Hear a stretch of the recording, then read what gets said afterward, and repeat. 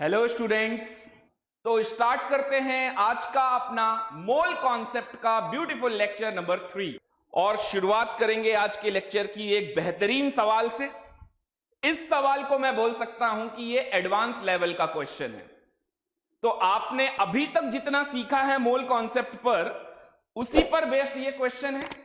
तो जरा क्वेश्चन को सॉल्व कीजिए, आप सभी सॉल्व करेंगे। क्वेश्चन है the number of hydrogen ion present in 10 millionth part of 1.33 cc of pure water at 25 degree Celsius. जल्दी से सॉल्व कीजिए। और आप सभी बच्चों को जो सीपीपी या डीपीपी मिल रही है, आप लोग उसके सॉल्यूशन सिर्फ एक या दो ही बच्चे पोस्ट कर रहे हैं ग्रुप पे। तो मैं चाहूंगा कि सभी लोग सॉल्यूशन पोस्ट करें, सॉल्यूशन दिखाएं, क्योंकि ऑफलाइन क्लासेस में तो ये देखा भी जा सकता था, ऑनलाइन क्लासेस में आप क्या कर रहे हो क्या नहीं कर रहे हो ऐसा कुछ नहीं देखा जा सकता है। इसीलिए केमिस्ट्री डिस्कशन का ग्रुप बनाया गया है। तो आप लोग उस ग्रुप में अपना जो भी असाइनमेंट डीपीपी या सीपीपी है उसका सॉल्यूशन प्लीज पोस्ट करें। ओके, इस क्वेश्चन का आंसर आया? इस क्वेश्चन का आंसर आया किसी का? अभी तक तो नहीं आया। चलिए सॉल्व करते हैं। तो सबसे पहले आप ये देखिए, यहां पर आपको हाइड्रोजन आयन निकालने हैं और आपको वॉल्यूम कितना दिया है, 10 millionth part of 1.33 cc of pure water.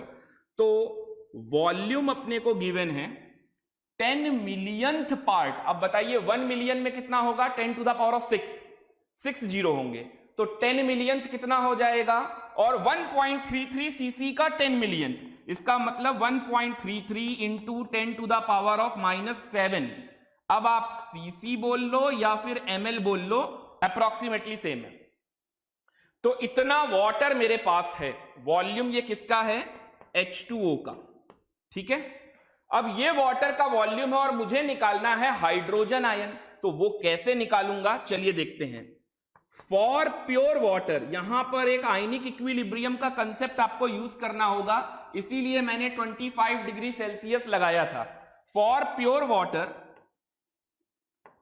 H plus ion concentration is equal to OH minus ion concentration is equal to 10 to the power of -7 mole per litre. याद है? ये आयनिक में आपने क्लास 11th में पढ़ा होगा, सभी बच्चे पढ़ लेते हैं आजकल। तो 9th 10th में ही बच्चों को ये पता होता है। pH is equal to POH is equal to 7 आता है। तो 10 to the power of -7 mole per litre. तो जरा सोचिए कि 1000 ml में 10 to the power of -7 mole H plus ion है। 1000 ml में 10 to the power of -7 mole H plus ion है। ओके, ये मोल को आयन में कन्वर्ट कर लीजिए। तो क्या करेंगे? Na से मल्टीप्लाई इंटू Na। तो ये आयन्स हो जाएंगे किसके? H प्लस आयन के। किसमें? 1000 ml में। तो बताइए इतने वॉल्यूम में कितना होगा? नहीं निकाल पाएंगे। तो 1.33 into 10 to the power of -7 ml में कितना होगा? तो क्या किया जाए, यहां पर हम लोग 10 टू द पावर ऑफ -7 में इस टर्म का multiply 1.33 into 10 to the power of -7 और डिवाइड कर देते हैं 1000 से, और साथ में इंटू Na। तो ये आ गए number of H plus ion. इसको आप सॉल्व करेंगे तो आंसर आएगा 8.01 into 10 to the power of 6 ion. और 10 टू द पावर ऑफ 6 को आप मिलियन बोल सकते हैं। तो आंसर हो गया C, 8.01 मिलियन। यहां तक किसी को कोई डाउट अगर है तो जल्दी से पूछेंगे। क्लियर हुआ क्वेश्चन कैसे सॉल्व किया? तो थोड़ा सा आयनिक का कंसेप्ट यहां पर यूज हुआ, हालांकि कोई बहुत ज्यादा आयनिक की बहुत बड़ी बात मैंने नहीं की है। ओके, तो अगले क्वेश्चन पे बढ़े। चलिए, तो नए टाइप के क्वेश्चन की बात करते हैं अब थोड़ा। तो अगला टाइप है 4। अब हम लोग क्वेश्चन करेंगे, question based on electron, proton, neutron, ठीक है, और चार्ज ऑफ द स्पीशीज, यानी इलेक्ट्रॉन, प्रोटॉन, न्यूट्रॉन, चार्ज, इन सब पर बेस्ड क्वेश्चन करेंगे। ये हम लोगों का मोल कॉन्सेप्ट में टाइप नंबर 4 होगा। चलिए, तो इसमें कोई थ्योरी, जैसा मैंने पहले ही बताया, मोल कॉन्सेप्ट में कोई थ्योरी होती नहीं है। मैं आपको सिर्फ टाइप ऑफ क्वेश्चन से ही पूरा चैप्टर समझाऊंगा। ओके, चलिए देखते हैं। तो इसमें पहला क्वेश्चन है, calculate the number of electron in 31 gram of nitrate ion. कैसे करेंगे इस क्वेश्चन को सॉल्व? कल मैंने आप लोगों को इसी तरीके का एक क्वेश्चन पूछा था, 9 ग्राम वाटर में कितने इलेक्ट्रॉन होंगे, याद है आपको? तो वो क्वेश्चन आप लोगों ने बिना पेन चलाए आंसर बताया था। ठीक उसी तरीके से आज वाटर की जगह पर क्या है, नाइट्रेट आयन, और थोड़ी ना कुछ बदल गया। तो बिल्कुल इसी तरीके से आपको फिर से सॉल्व करना है। अब नाइट्रेट का मोलर मास वास में अगर कुछ कैलकुलेशन टाइप का आपको लग रहा है तो थोड़ा बहुत पेन चला लीजिए। एक लाइन का सवाल है, 1 या 2 लाइन का है ना। तो सबसे पहले हम लोग क्या करें, मोल्स निकालते हैं, n। तो n कैसे निकालेंगे, 31 डिवाइडेड बाय, इसका मोलर मास कितना होगा भाई, 48 प्लस 14। तो 48 प्लस 14 कितना बन गया, 48, 58 और 4 62। अब कुछ लोग सोच रहे होंगे एक्स्ट्रा दिमाग लगाकर कि ये एक इलेक्ट्रॉन का क्या करेंगे।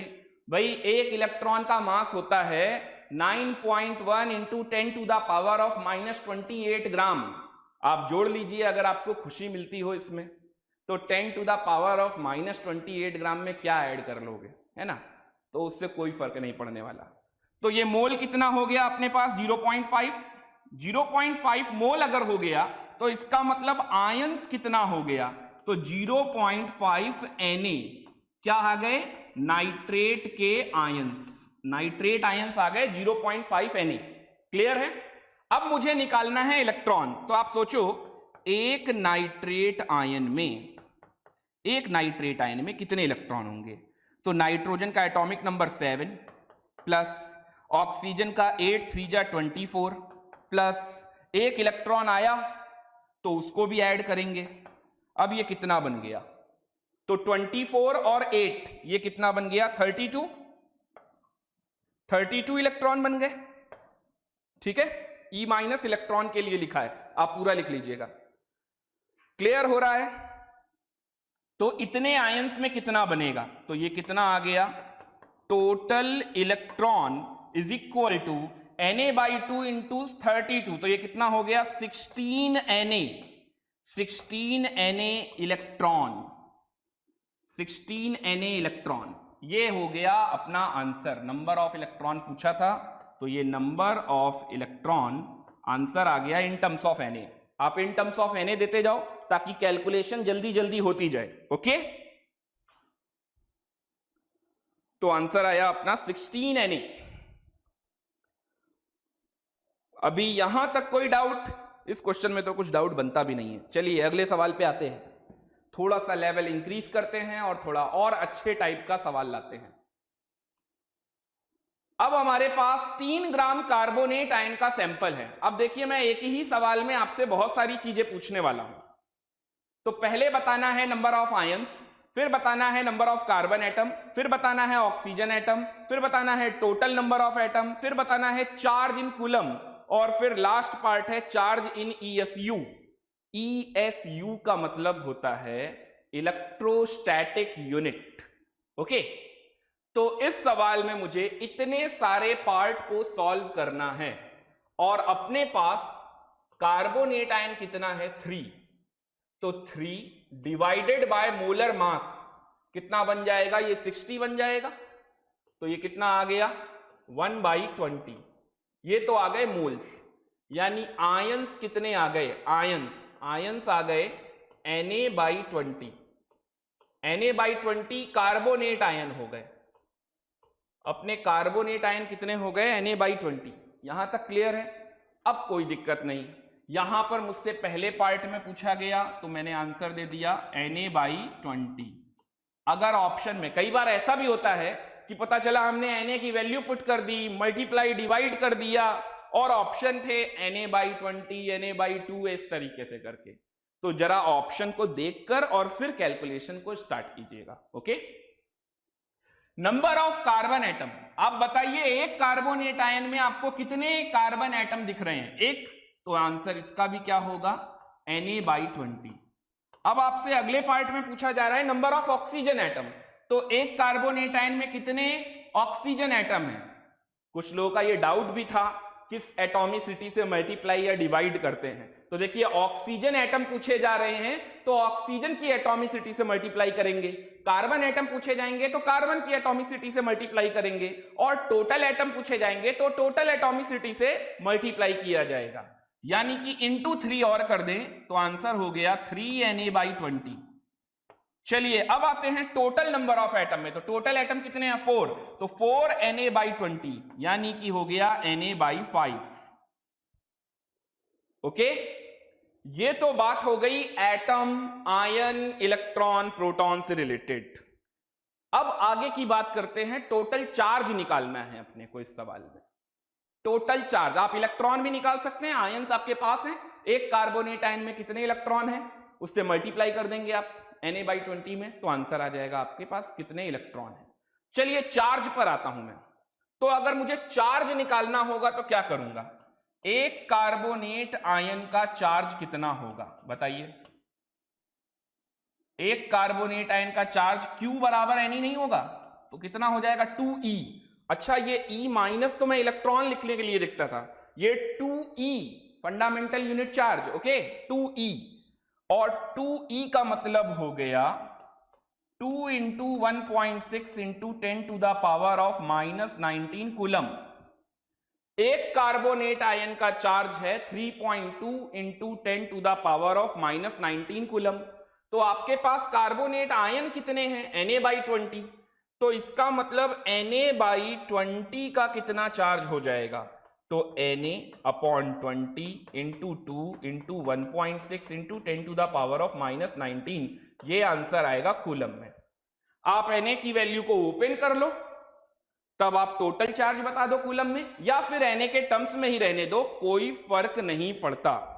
तो ये कैंसिल हो जाएगा। ओके, और ये 0.16 इंटू 10⁻⁻19 इंटू Na, इस तरीके से आप लिख सकते हैं। मैं ओवरऑल लिख देता हूं यहां पर क्या बन रहा है, या फिर मैं एक काम और कर सकता हूं, 1.6 Na इंटू 10⁻⁻20 कूलम, ऐसे भी लिख सकता हूं। अब जब आप Na की वैल्यू को ओपन करोगे तो 6 इंटू 10⁻23 होगा, तो 10⁻3 में आ जाएगा, और 6 से मल्टीप्लाई कर दीजिएगा। ओके, तो वो 9.6 इंटू 10⁻3 9600 कूलम बन जाएगा। कितना बन जाएगा ये? 9600 कूलम। चलिए अब बात करते हैं चार्ज इन ESU क्या होता है।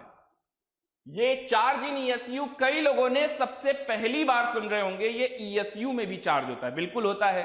कूलम में भी चार्ज MKS सिस्टम में मेजर करते हैं, और ESU में भी चार्ज होता है। तो 1 फंडामेंटल चार्ज यानी 1E इज इक्वल टू होता है 1.6 इंटू 10⁻⁻19 कूलम। बस इतने की जगह पर जाकर आपको लिखना है 4.8 इंटू 10⁻⁻10 ESU, इलेक्ट्रोस्टैटिक यूनिट। इस टाइप के क्वेश्चन भी मिल सकते हैं आपको। इस टाइप का क्वेश्चन आपको एक बार और देखने को मिलेगा ESU यूनिट का इस्तेमाल होते हुए। केमिकल बॉन्डिंग में जब डाइपोल मोमेंट पढ़ा रहा हूंगा तब आपको देखने को मिलेगा। ओके, तो आपको क्या करना है, सिर्फ E की जगह पर 4.8 इंटू 10⁻⁻10 लिख देना है। तो देखिए ये E था, और इसकी जगह पर मुझे 4.8 इंटू 10⁻⁻10 लिख देना है। यानी कि यहां पर आंसर आ जाएगा, यहां पर आपका आंसर हो जाएगा Na इंटू 4.8 इंटू 10⁻⁻10 और अपॉन में 10। Okay, ESU। किसी को कोई डाउट हो तो जल्दी से पूछिए। अगर किसी को कोई डाउट है किसी भी पार्ट में तो जल्द से जल्द पूछिए, कमेंट कीजिए। एनी समस्या, किसी भी प्रकार की कोई समस्या हो तो जल्दी से कमेंट बॉक्स में टाइप कीजिए। आपकी समस्या का जल्द से जल्द निदान होगा।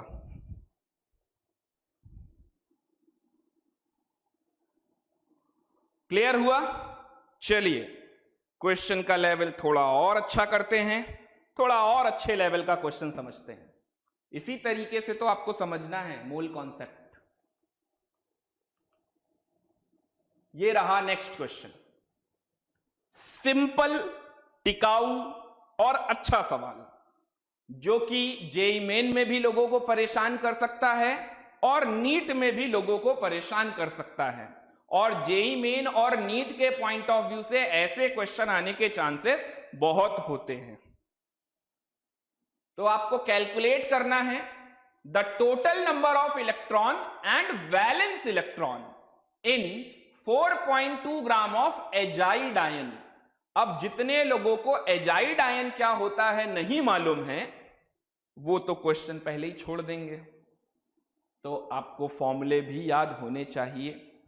ये काम 11 से ही किया जाता है, अगर आपने अभी तक नहीं किया है तो करना चालू कर दीजिए। एजाइड आयन का मतलब क्या होता है? देखिए, एक होता है N3-, इसको बोलते हैं नाइट्राइड आयन, नाइट्राइड आयन, और एक होता है N3-, इसको बोलते हैं एजाइड आयन। N3 के ऊपर माइनस होगा उसको बोलेंगे एजाइड आयन। ओके, तो अब आगे बढ़ते हैं। तो मुझे निकालना है total number of electron and valence electron. तो चलिए फिर से मोल निकाल लेते हैं। तो 4.2 डिवाइडेड बाय ये कितना है, नाइट्रोजन 3 लगे हुए हैं तो 42, कितना बन गया 0.1, यानी कि आयन कितना बन गया, आयंस हो गए 0.1 into Na, azide ion. Okay, ion तो नहीं निकालना था मुझे, तो इलेक्ट्रॉन निकालना है। चलिए कोई बात नहीं, तो पहले पार्ट को सॉल्व करते हैं। टोटल इलेक्ट्रॉन कितने होंगे? तो टोटल इलेक्ट्रॉन अगर आपको निकालने हैं तो 0.1 इंटू Na इंटू एक एजाइड आयन में कितने इलेक्ट्रॉन है, तो जरा देखिए 7 7 7, 21 प्लस 1 कितना हो गया 22, यानी आंसर आ गया 2.2 Na। Na के टर्म्स में आंसर बताते जाओ ताकि कैलकुलेशन आपको कम करनी पड़े और क्वेश्चन के नंबर ज्यादा से ज्यादा हम लोग अटेम्प्ट कर सके। ओके, मुझे ये नहीं चेक करना है कि आपको मल्टीप्लाई डिवाइड आता है या नहीं। मल्टीप्लाई डिवाइड आता होगा तभी तो यहां तक पहुंचे हो। ओके, और नहीं आता तो क्वेश्चन गड़बड़ होने वाले हैं, उसको सुधारो। 2.2 Na आ गया पहले पार्ट का आंसर। अब बारी है सेकेंड पार्ट की। सेकेंड पार्ट उम्मीद है कई लोगों को नहीं आ रहा होगा, और मुझे यही चेक करना है कि सेकेंड पार्ट का आंसर कितने लोग दे पाते हैं। वैलेंस इलेक्ट्रॉन कैसे निकालेंगे? वैलेंस इलेक्ट्रॉन कैसे निकालेंगे बताइए मुझे। वैलेंस इलेक्ट्रॉन के लिए क्या करें? किसी का आंसर आया? आप Na के टर्म्स में दो आंसर। वैलेंस इलेक्ट्रॉन कितना आ रहा है? आंसर आप इन टर्म्स ऑफ Na ही दो तो ज्यादा बेटर है, आपको कैलकुलेशन इतनी नहीं करनी पड़ेगी। वैलेंस इलेक्ट्रॉन जल्दी कीजिए, जल्दी आंसर दीजिए। जो भी आ रहा है सही गलत, जो भी आपको समझ में आ रहा है आंसर जरूर रिपोर्ट कीजिए। गलत होगा तभी सही करा जाएगा, और अगर आप कुछ आंसर ही नहीं देंगे तो फिर मैं आपको क्या सिखाऊंगा। तो जल्द से जल्द आंसर कमेंट कीजिए। जब मैं पढ़ाने में आपको कंजूसी नहीं कर रहा हूं तो आप आंसर देने में भी कंजूसी ना करें तो ज्यादा बेहतर है। आपको जो समझ में आया, जैसे कैलकुलेट हुआ, वो सारी चीजें आप कमेंट करते जाइए। जब आपके लूज पॉइंट मुझे दिखेंगे तभी मुझे समझ में आएगा कि और किन किन एरियाज में मुझे और काम करना है आपके लिए। ओके, तो अगर हेजिटेट करेंगे तो उसमें आपका ही नुकसान है। डॉक्टर और टीचर दोनों से भी कुछ छुपाया नहीं जाता, ऐसा बड़े बुजुर्ग कह गए थे और बिल्कुल सही कह गए थे। तो वैलेंस इलेक्ट्रॉन कैसे निकालेंगे? तो देखिए, आपके पास आयंस अभी भी कितने हैं 0.1 Na। आयंस तो मेरे पास हैं 0.1 Na। अब एक एजाइड आयन में आप वैलेंस इलेक्ट्रॉन निकाल लो। तो इसको मैं बिल्कुल बेसिक तरीके से सॉल्व करके दिखाता हूं ताकि आप में से कोई भी दोबारा ना पूछे। तो एजाइड आयन को मैं लिख रहा हूं N+N+N+1। अब ऐसा मैंने क्यों लिखा देखिए, वैलेंस इलेक्ट्रॉन की अगर मैं बात करूं तो ये नाइट्रोजन का एटॉमिक नंबर 7 है, तो 2,5 यानी पहली शेल में 2, तो वैलेंस शेल में कितने आ गए 5, यहां से भी आ गए 5 और यहां से भी आ गए 5, और एक इलेक्ट्रॉन अगर कहीं से बाहर से आ रहा है तो उसकी वैलेंस शेल में ही आएगा, तो इसका मतलब मुझे इसको भी जोड़ लेना चाहिए। कितना हो गया 16 इलेक्ट्रॉन हो गया, 16 इलेक्ट्रॉन हो गया। तो आंसर क्या आ गया, टोटल वैलेंस इलेक्ट्रॉन कितने हो गए, तो यहां तो लिखा ही है वैलेंस इलेक्ट्रॉन, तो ये 16 इंटू 0.1 Na, तो कितना हो गया 1.6 Na is the right answer. ये हमारे सेकेंड पार्ट का आंसर है और 2.2 Na हमारे पहले पार्ट का आंसर है। Total valence electron okay 1.6 Na। जल्दी से नोट कीजिए, उम्मीद है आप सभी को समझ में आ गया होगा।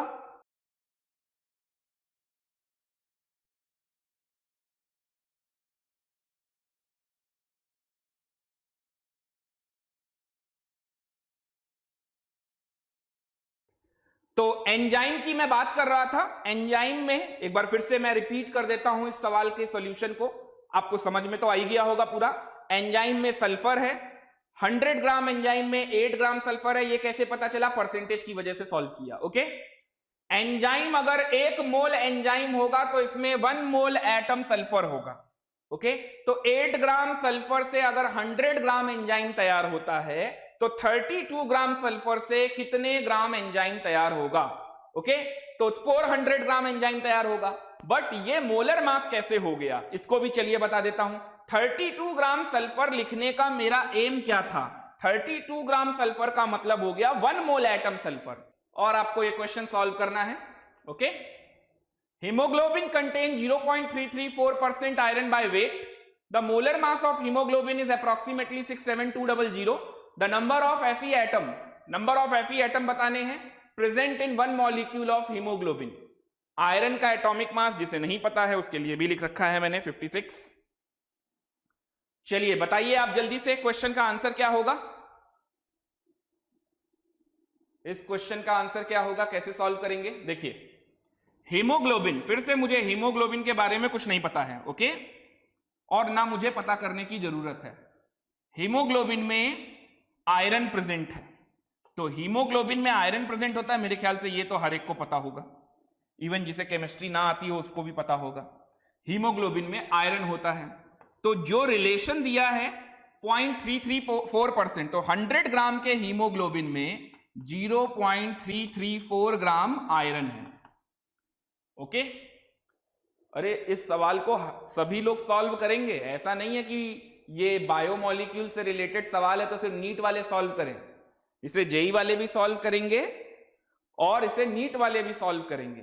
ओके, तो 100 ग्राम एंजाइम में 100 ग्राम हीमोग्लोबिन में 0.334 ग्राम आयरन है।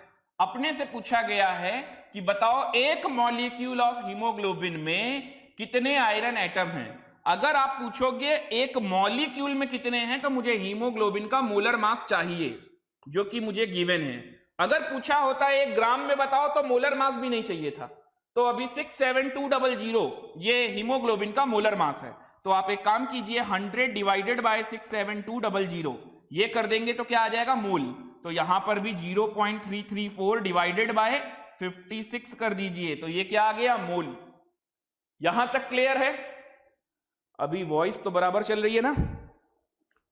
ओके ठीक है। तो ये मैंने बना दिया मोल। अब क्या करूं, अगर यहां पर मैं Na से मल्टीप्लाई करूंगा तो ये बन जाएगा मॉलिक्यूल, ये बन जाएगा मॉलिक्यूल। और अगर मैं यहां पर Na से मल्टीप्लाई करूंगा तो ये बन जाएगा Fe एटम। अब आप देख लीजिए सिंपल यूनिटरी मेथड है, इतने मॉलिक्यूल्स में इतने आयरन एटम है तो 1 मॉलिक्यूल में कितने आयरन एटम होंगे। तो 1 मॉलिक्यूल में कितने आयरन एटम होंगे। Na से तो Na कैंसिल हो जाएगा, ये आ जाएगा 0.334 डिवाइडेड बाय 56 और इसको जब डिवाइड आप करेंगे तो ये बन जाएगा 67200 डिवाइडेड बाय 100। हालांकि ये लिखा ही क्यों, सीधा कैंसिल हो रहा है। Na कैंसिल हो गया। ओके, अब आप इसको सॉल्व कर लीजिए। ये आंसर अप्रोक्सीमेटली 4 आएगा, चेक करके देखिए। 3.9 समथिंग आएगा, जिसको आप 4 लिख सकते हैं। अभी इस क्वेश्चन में तो कोई प्रॉब्लम नहीं है, जल्दी से चेक कीजिए। हीमोग्लोबिन में 0.334% आयरन गिवन है। इसका मतलब 100 ग्राम के हीमोग्लोबिन में 0.334 ग्राम आयरन है। सवाल में मुझसे पूछा गया कि एक मॉलिक्यूल ऑफ हीमोग्लोबिन में आयरन के कितने एटम हैं। हीमोग्लोबिन का मोलर मास गिवन है 67200। तो अगर 100 ग्राम में 0.334 ग्राम आयरन है, तो इसको मैंने मास गिवन था मोलर मास से डिवाइड करके मोल में कन्वर्ट किया, Na से मल्टीप्लाई किया तो यहां मॉलिक्यूल आ गया क्योंकि ये कंपाउंड है, और यहां पर Na से मल्टीप्लाई किया तो ये एटम आ गया। अब इतने मॉलिक्यूल में अगर इतना एटम आ रहा है तो 1 मॉलिक्यूल में कितना एटम आएगा, डिवाइड करेंगे, Na कैंसिल हो जाएगा, ये आंसर आ जाएगा। चलिए पिछला वाला सवाल भी रिपीट कर देता हूं, जो आपको वॉइस की वजह से प्रॉब्लम हुई। पिछला वाले सवाल को भी रिपीट कर देता हूं।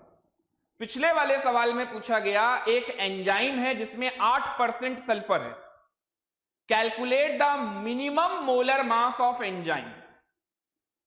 तो इसका मतलब अगर 8% सल्फर है तो ठीक उसी तरीके से एंजाइम में सल्फर है, 100 ग्राम में 8 ग्राम सल्फर है। मिनिमम मोलर मास का कंसेप्ट यह है कि एंजाइम में सल्फर होना चाहिए, क्योंकि ये स्टेटमेंट दिया है, और मिनिमम होना चाहिए के लिए 1 लगा दीजिए, ENS कर दिया मैंने। ENS का मतलब एंजाइम जिसमें क्या है, सल्फर है। अब आप सोचिए अगर इसका 1 मोल होगा एंजाइम का, तो सल्फर के 1 मोल एटम होंगे, ये कल की क्लास में भी रिपीट किया था। और जब इसका 1 मॉलिक्यूल होगा तो सल्फर का 1 एटम होगा। तो 8 ग्राम सल्फर में, यहां से रिलेशन उठाते हैं, 8 ग्राम सल्फर से 100 ग्राम एंजाइम बनता है। तो 32 ग्राम सल्फर से कितना एंजाइम बनेगा? मैंने यहां पर 32 क्यों किया? क्योंकि 32 is the atomic mass of sulphur.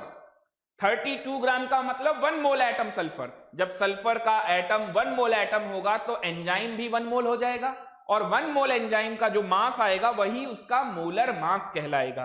तो ये 400 gram is the molar mass of enzyme. I think दोनों क्वेश्चन आप सभी को क्लियर हो गए होंगे। ओके, चलिए आगे बढ़ते हैं। अगले सवाल पे आते हैं। अगला सवाल बहुत ही बेहतरीन एडवांस लेवल के लिए आने लायक क्वेश्चन है ये, तो बहुत ही अच्छा सवाल है आपके सामने। अब आपने कितना सीखा उन सारी चीजों को अप्लाई कीजिए। Specific volume of a cylindrical virus particle is 6.02 into 10 to the power of -2 cc per gram, whose radius and length are 7 angstrom and 10 angstrom respectively. If Na is equal to 6.02 into 10 to the power of 23, find the molar mass of the virus. एक cylindrical container में हमारा virus particle है और उसका specific volume आपको given है 6.02 into 10 to the power of -2 CC per gram. Cylinder की radius 7 angstrom given है और हाइट यानी कि लेंथ 10 एंगस्ट्रॉम है। अगर सिलेंडर हॉरिजेंटल में है तो लेंथ बन गई, और अगर वर्टिकल में है तो वही हाइट बन गई। ओके, तो उससे कोई फर्क नहीं पड़ने वाला। Na की वैल्यू आपको गिवन है, find the molar mass of virus. कैसे सॉल्व करेंगे जल्दी से बताइए। चलिए आपको क्वेश्चन में फील आ जाए इसके लिए एक सिलेंडर ले आते हैं। तो ये रहा सिलेंडर, और इस सिलेंड्रिकल पार्टिकल के अंदर इसमें क्या है, वायरस पार्टिकल है, इसमें वायरस पार्टिकल है। ओके, तो यहां पर ये पूरी तरीके से ऑक्यूपाई है हमारा वायरस पार्टिकल, यहां पर है वायरस पार्टिकल। ओके, अब ये जो स्पेसिफिक वॉल्यूम दिया हुआ है उसका मतलब समझिए। तो स्पेसिफिक वॉल्यूम दिया हुआ है आपको 6.02 into 10 to the power of -2 cc पर ग्राम। ओके, अब आप सोचिए इसका मतलब क्या हुआ। मान लीजिए ये इतना हिस्सा है, क्लियर है, ये इतना सेक्शन मैंने कट किया, ये इतने हिस्से में आप सोचिए कि ये वॉल्यूम है 6.02 into 10 to the power of -2 cc। तो इसमें वायरस पार्टिकल का मास कितना आ गया होगा? 1 ग्राम। ओके, फिर से समझ लीजिए सवाल को। एक सिलेंड्रिकल कंटेनर है, इस सिलेंड्रिकल कंटेनर की रेडियस, ये तो डाया हो गया, यहां पर मैं रेडियस की बात कर रहा हूं, यानी कि इतना r, ये है 7 एंगस्ट्रॉम, और इसकी जो हाइट है वो हाइट है 10 एंगस्ट्रॉम, यानी कि लेंथ। ओके, स्पेसिफिक वॉल्यूम आपको हिंट के तौर पे दिया है। स्पेसिफिक वॉल्यूम का मतलब हो गया 6.02 into 10 to the power -2 cc पर ग्राम, यानी कि इसके इतने से सेक्शन में, जो कि कितना सेक्शन बनेगा? 6.02 into 10 to the power -2 cc। ये मैं आपको समझाने के लिए बता रहा हूं, इसीलिए बना लिया कि स्पेसिफिक वॉल्यूम का मतलब क्या है। ये डेंसिटी नहीं है, क्योंकि ये सीसी पर ग्राम है, ग्राम पर सीसी नहीं है। तो इतने से हिस्से में वायरस का पार्टिकल का कितना मास आ रहा है? 1 ग्राम। आपको बताना है मोलर मास ऑफ वायरस। कैसे सॉल्व किया जाए? मैंने अच्छा खासा हिंट आपको इस क्वेश्चन को सॉल्व करने के लिए दे दिया है। ओके, तो अब आप बताइए मुझे इसका आंसर।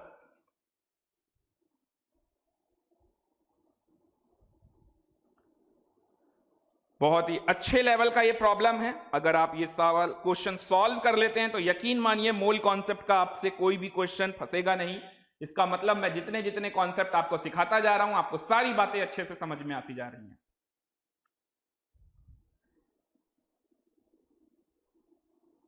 तो किस तरह से किया जाए ये सवाल, सोचिए। सिलेंडर की रेडियस 7 एंगस्ट्रॉम, सिलेंडर की हाइट 10 एंगस्ट्रॉम, सिलेंडर के अंदर पूरी तरह से ऑक्यूपाइड है वायरस का पार्टिकल, जिसका स्पेसिफिक वॉल्यूम गिवन है। अपने को निकालना है मोलर मास ऑफ वायरस। चलिए इस क्वेश्चन को सॉल्व करता हूं। क्या किसी का आंसर आया अभी तक? क्या अभी तक किसी का आंसर आया? किसी का भी आंसर नहीं आया? अरे भाई ऐसा क्यों?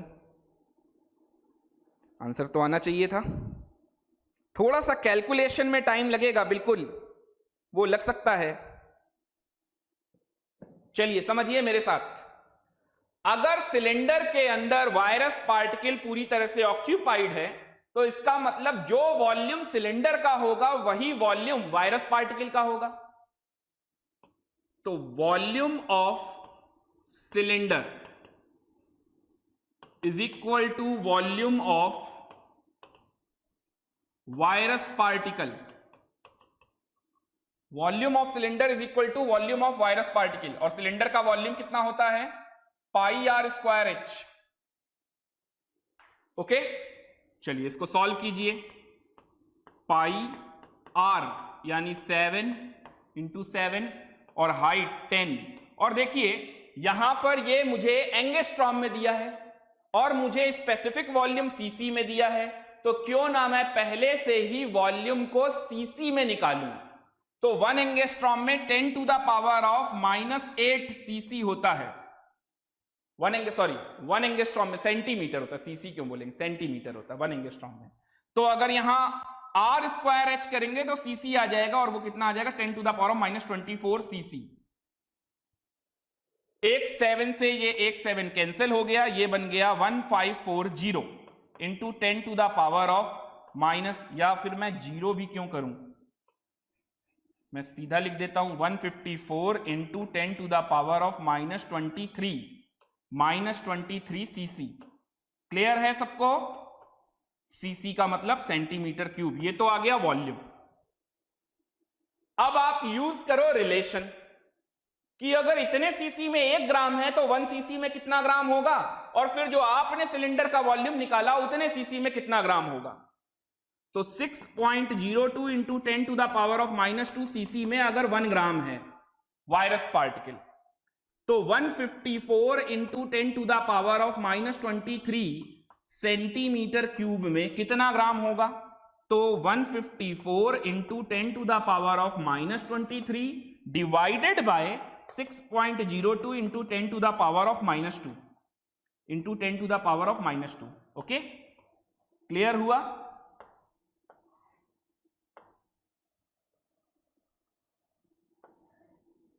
-2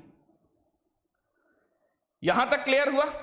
तो ये क्या बन जाएगा अपना, ये बन जाएगा 154 divided by 6.02 10 to the power of, ये बन गया यहां पर -25।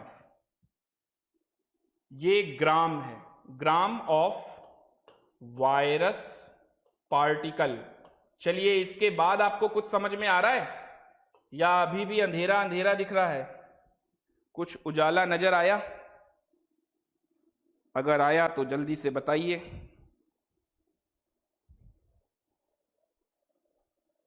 अभी आंसर तो नहीं आया,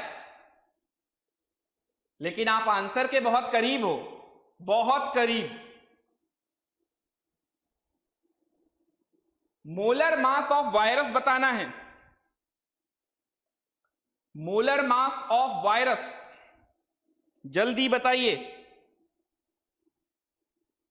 molar mass of virus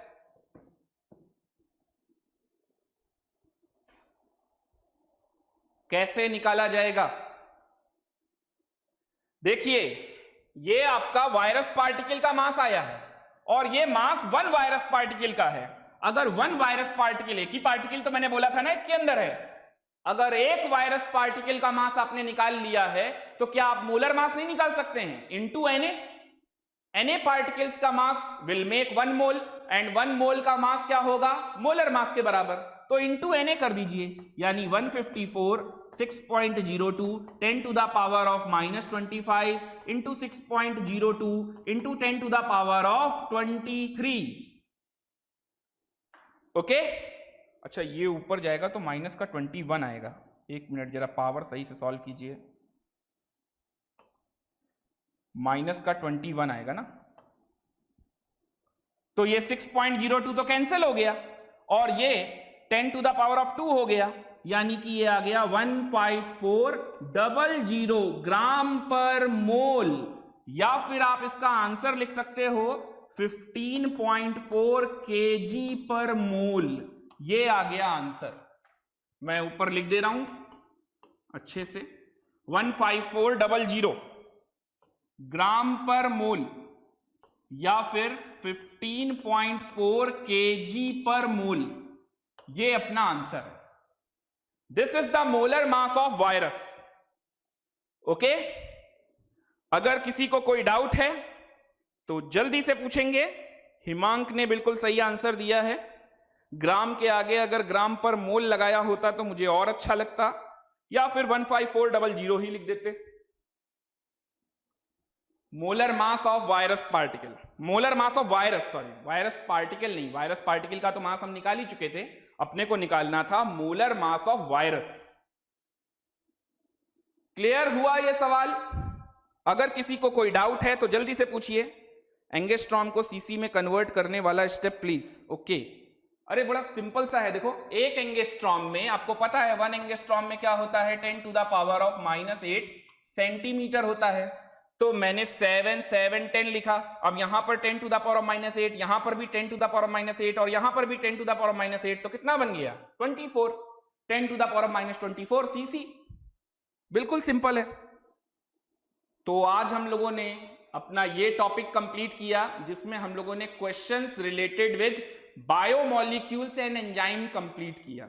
okay, आज की क्लास मैं यहीं पे ओवर कर रहा हूं, आज की क्लास हम यहीं पे फिनिश कर रहे हैं। अगले 10 यानी कल से इसी के आगे हम कंटिन्यू करेंगे। तब तक के लिए good by two all of you, have a nice day.